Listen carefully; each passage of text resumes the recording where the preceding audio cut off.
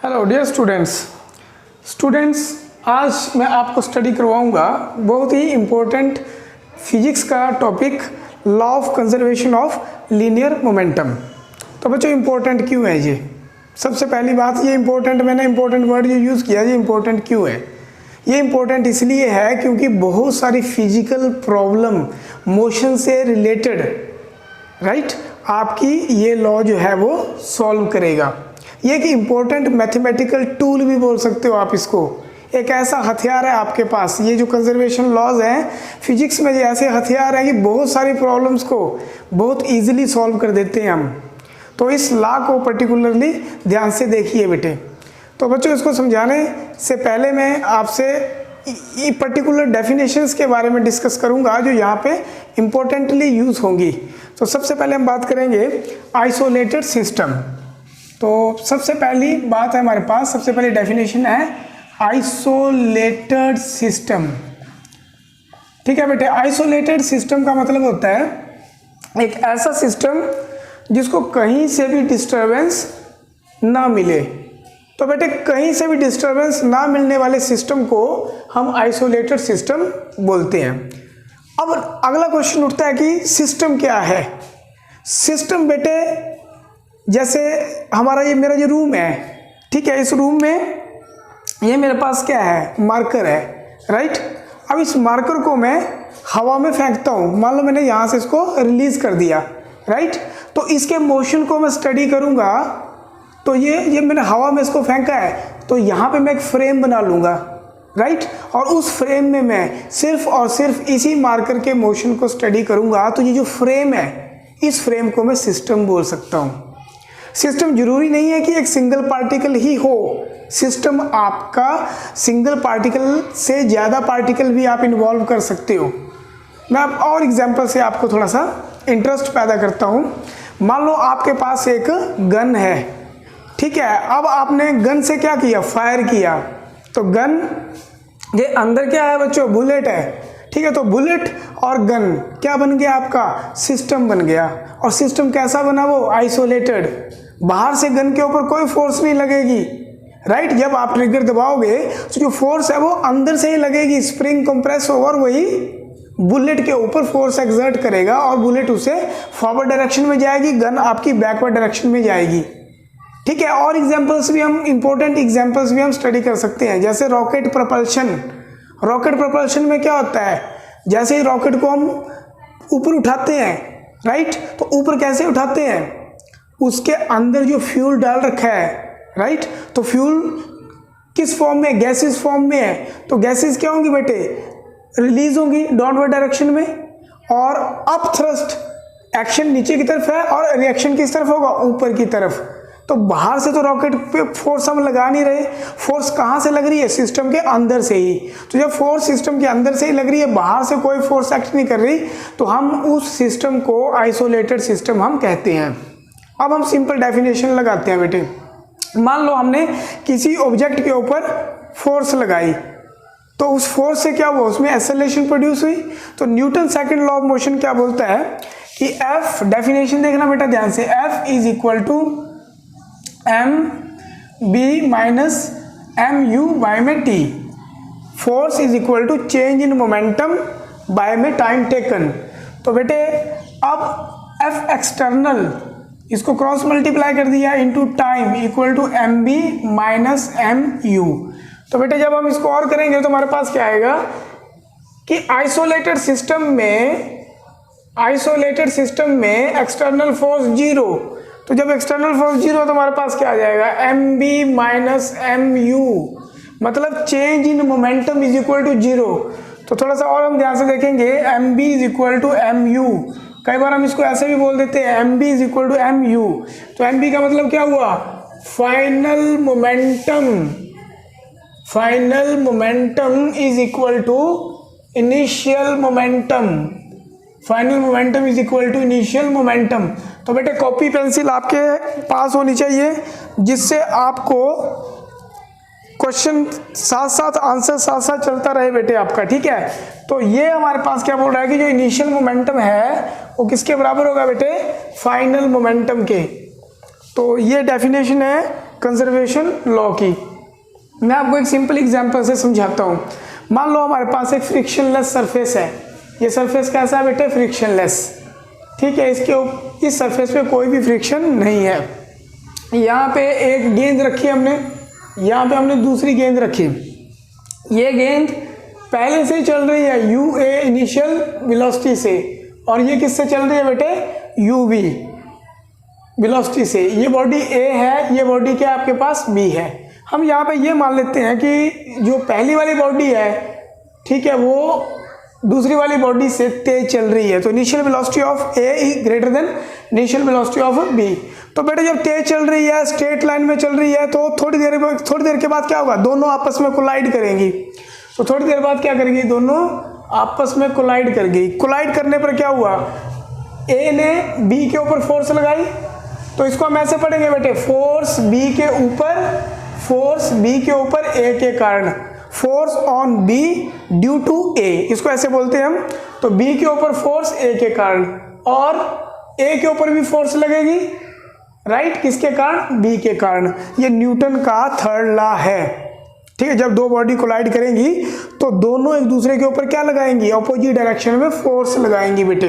तो इसको पढ़ने का तरीका मैंने आपको बता दिया। अब क्योंकि हम जो स्टडी कर रहे हैं बेटे, वो हेड ऑन कोलिजन कर रहे हैं, हेड ऑन कोलिजन, राइट? तो बेटे हेड ऑन कोलिजन का मतलब क्या होता है? हेड ऑन कोलिजन का मतलब होता है कि जब कोलिजन हो जाएगा तो जो बॉडी है वो दोनों along the straight line he travel करेंगी, राइट? कैसे करेंगी? Along the straight line. तो इसने स्पीड पकड़ ली, वेलोसिटी पकड़ ली, स्ट्रेट लाइन है, तो स्ट्रेट लाइन में आप स्पीड इक्वल टू वेलोसिटी बोल सकते हो। डायरेक्शन जरूरी है ए, और इसने स्पीड पकड़ ली बी ए। तो बेटे according to law of conservation of linear momentum, तो सबसे पहले हम निकालेंगे सिस्टम क्या है आपके पास? दो गेंद है, एक ए है और दूसरी बी है। तो सिस्टम का इनिशियल मोमेंटम, राइट? क्या पढ़ेंगे बेटे हम? सिस्टम का इनिशियल मोमेंटम। तो कितना है बेटे इनिशियल मोमेंटम? ठीक है, इसका मोमेंटम एम ए और इसका मोमेंटम, मतलब इसका momentum M A U A plus M B U B. तो ये इनिशियल मोमेंटम आ गया इस पर्टिकुलर सिस्टम का। तो बेटे उसके बाद क्या आएगा हमारे पास? फाइनल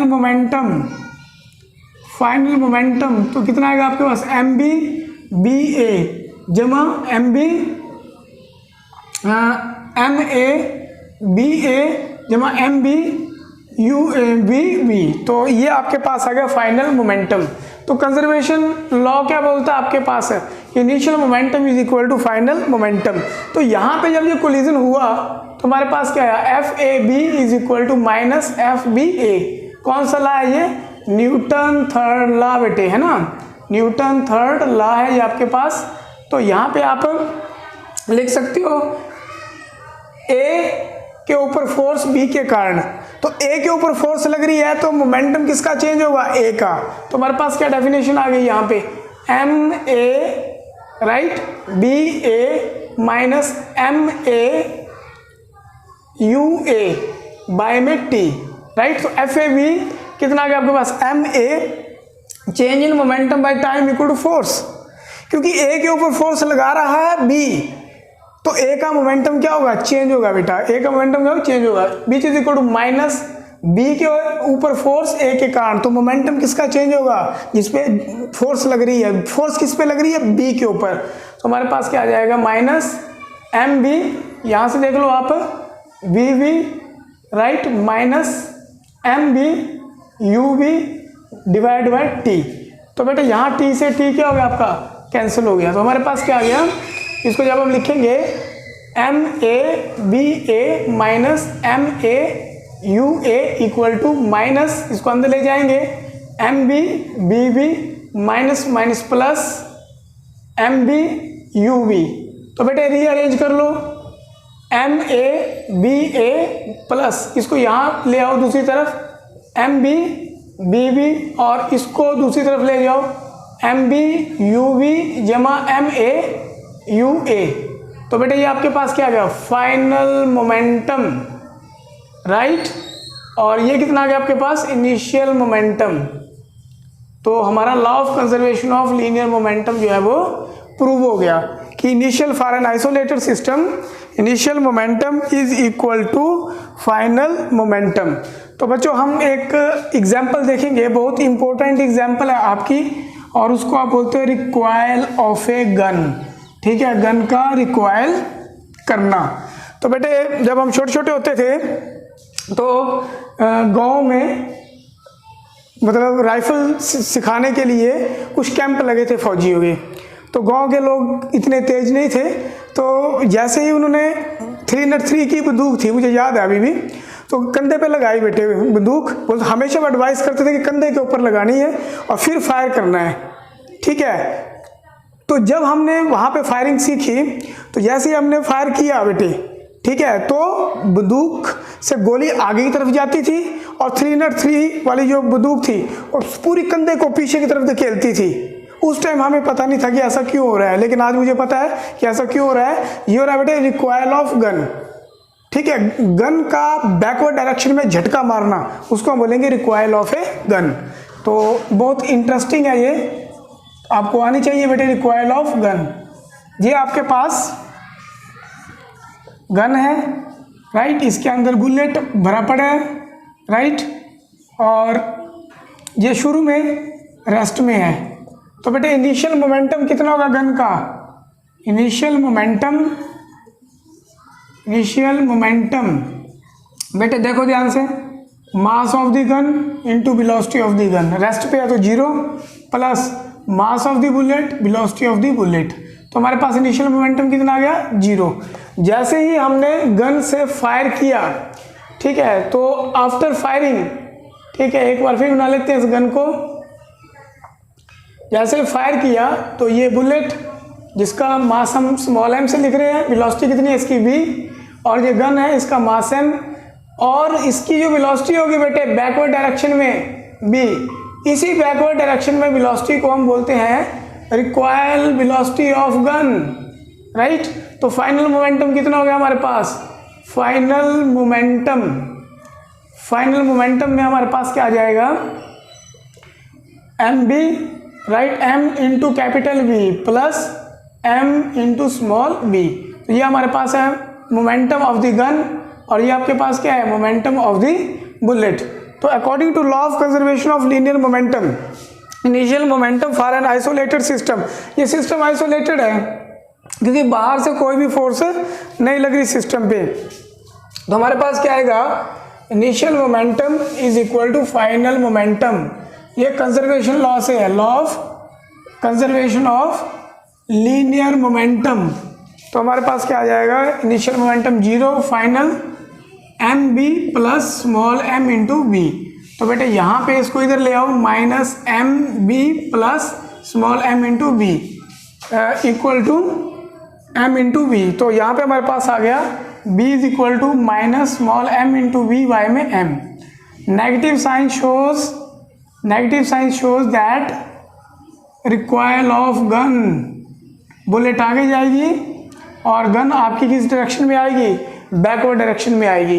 तो बेटा एक और एग्जांपल समझाता हूँ आपको मैं, जैसे रॉकेट प्रोपल्शन की। ठीक है, तो ये हमारे पास आ गया रॉकेट, राइट। तो रॉकेट कैसा सिस्टम है, आइसोलेटेड। ठीक है बेटे, जैसे रॉकेट आपका हवा में जाएगा तो गैसेस किस तरफ आएंगी, गैसेस एक्सर्ट डाउनवर्ड प्रेशर बोल लो, फोर्स बोल लो, तो as a result upward upthrust rocket के ऊपर लगेगा।